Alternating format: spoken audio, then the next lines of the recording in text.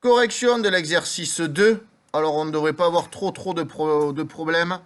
On va commencer donc avec 2,15 et 2,3. Quel est le plus grand? Quel est le plus petit?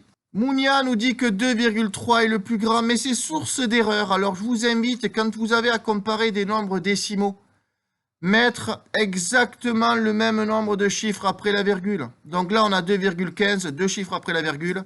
Là, on a 2,3, un chiffre après la virgule. Ça pourrait être problématique quand on doit les comparer. Donc, il vaut mieux écrire ici 2,30. Donc, comme ça, on a à comparer 2,15 et 2,30. Et 2,15 est bien sûr plus petit que 2,30. On passe au B, et là, c'est source toujours d'erreur.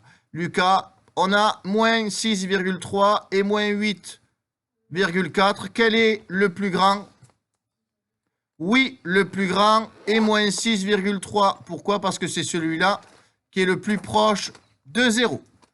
On a ensuite moins 5,07 et moins 5,7. Donc, on va mettre moins 5,70.